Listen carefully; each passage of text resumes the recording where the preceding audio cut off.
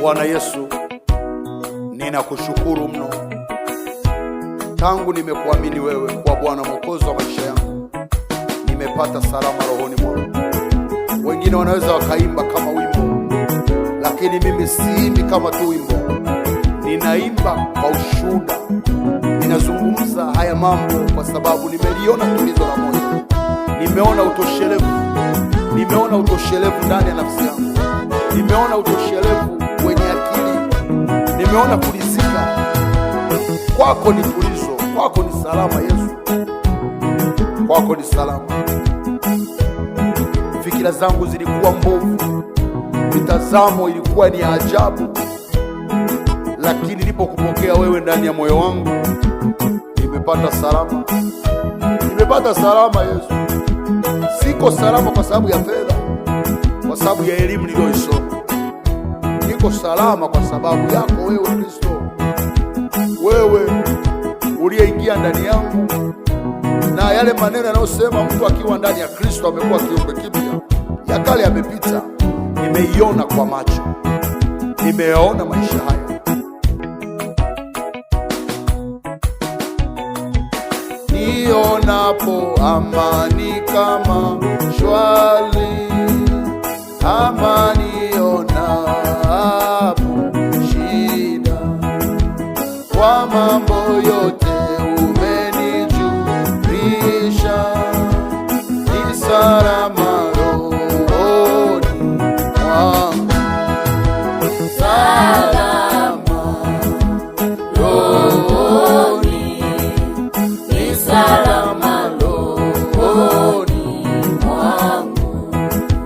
Salama rohoni, ni salama rohoni mwangu. Ingawa shetani atanitesa, nitajipa moyo kwani Kristo ameona unyonge wangu, amekufa kwa roho yangu. Salama rohoni, ni salama rohoni mwangu. Salama rohoni, ni salama rohoni mwangu.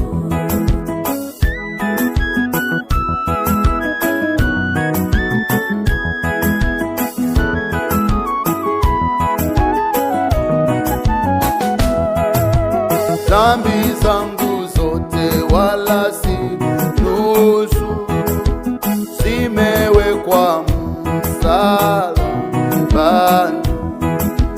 wala sichukui laana yake, ni salama rohoni mwangu. Salama rohoni, ni salama rohoni mwangu. Salama rohoni, ni salama rohoni mwangu.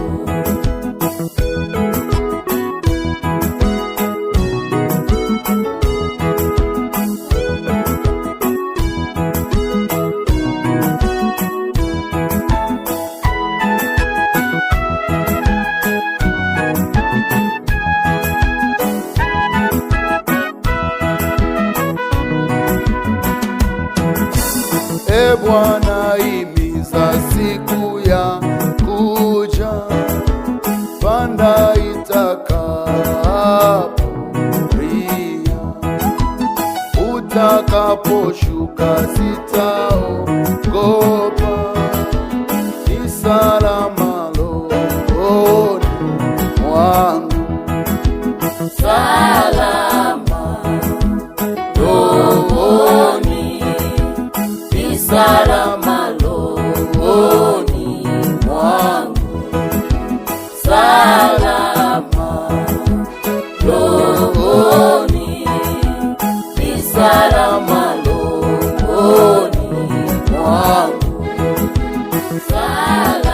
mama, kaka na dada, mtu yoyote unayesikiliza wimbo huu popote ulipo, nataka nikutie moyo kwamba usalama uko kwa Yesu. Kwa Yesu ndipo kuna tulizo la mioyo. Wengine wanapokutana changamoto katika maisha yao kimbilia kwa waganga, wengine huenda kunywa pombe wanaita kusimua ili wasimue wapate tulizo la moyo. Wengine wanapochanganywa na maisha wanaamua kujinyonga, lakini nataka niseme tulizo la kweli, usalama wa kweli uko kwa Kristo Yesu. Kwa Yesu ni salama. Penda ibada, penda maombi, penda neno, fanya kazi kwa bidii, tafute Mungu kwa bidii. Ni salama. Kwa Yesu ni salama. Sio utani, sio maneno, sio bla bla kama watu wengi wanavyofikiri. Kwa Yesu ni salama. Kwa Yesu ndipo ambapo akili ya mtu inaweza ikatulia kabisa. Uchaona watu walikuwa ni malaya, walikuwa ni wadangaji, lakini walipofika kwa Yesu wakatulia. Uchaona watu walikuwa wana kiu ya pombe, lakini walipofika kwa Yesu, Yesu alinyonya kiu ya pombe. Wangapi walikuwa wana kiu ya zinaa? Kila mwanamke anayekutana naye barabarani anataka alale, lakini walipofika kwa Yesu wakazama. Yesu alinyonya ile kiu. Kwa Yesu ni salama. Yesu anatua mizigo. Hakuna mzigo mkubwa ambao unaweza ukamtesa mwanadamu kama mzigo wa dhambi. Tangazo la Mathayo 11, Yesu anasema mwenyewe, njooni kwangu nyote msumbukao na wenye kulemewa na mizigo, anasema nami nitawapumzisha. Lakini anasema jitieni nira yangu, mjifunze kwangu, kwa maana ni mpole na mnyenyekevu wa moyo. Anamaliza kusema nanyi mtapata raha nafsini mwenu. Kwa Yesu ndio kuna raha. Disco haiwezi kukupa raha, burudani ya mpira haiwezi kukupa raha. Watu jaona watu wanaangalia mipira, timu zao zikifungwa wanajinyonga. Kwa Yesu ndio kuna salama. Wengine wanafikiri salama ni kwenda kusimama kwa pombe kidogo. Nimeona wengine wakitoka kwa pombe wanapigana. Anakuambia mimi mambo yamenichanganya, acha nije pombe. Na wasanii wengine wamejaribu kuimba nyimbo wakisema bia tamu. Wengine wamepata ngeo kwa sababu ya kusema bia tamu. Wengine mimi amemoka, lakini kwa Yesu ndio kuna salama. Kwa Yesu kuna utoshelevu. Kwa Yesu ni salama. Ni salama. Ni salama. Pengine unaweza ukaniuliza, mbona kwa watu wengi sana wanasema Yesu, lakini wenyewe wamepigika kama sisi? Mbona mambo yao hayaeleweki? Watu wa namna hiyo ni wale ambao mguu mmoja ndani, mguu mmoja nje, kichwa kinacheza kama saa. Kwa Yesu wapo, kwa Mungu wapo, wavivu wa ibada, wavivu wa maombi, wapenda vichanganyo. Ukiishi maisha hayo huwezi ukaona furaha, huwezi ukaona usalama wa Yesu. Waliona usalama wa Yesu ni wale waliomaanisha, ni wale walioamua kuheshimu ibada, ni wale ambao walipata kanisa, wakapata mtumishi anayeisema kweli, wakapata ibada zenye uwepo, zenye nguvu, wakapata maelekezo sahihi. Hao ndio waliopata salama ya Yesu. Lakini hawa wanaosema kwa Yesu ni kwa Yesu tu na dunia ni kwa dunia, utakuja kwenye vijiwe vya mipira, utakuta vijiweni huku wanacheza karata, wanacheza drafti, na huku kwa Yesu hapo. Hao sio rahisi kupata salama. Hao hawezi kuuelewa uzuri wa Yesu. Waliouelewa, wanaouelewa uzuri wa Yesu, walioonja utamu wa Yesu, ni wale ambao walimaanisha kwelikweli, ambao dunia hawakuipenda. Kama anavyosema Warumi kwamba mtu akipenda dunia mpenda mtu akumo ndani yake.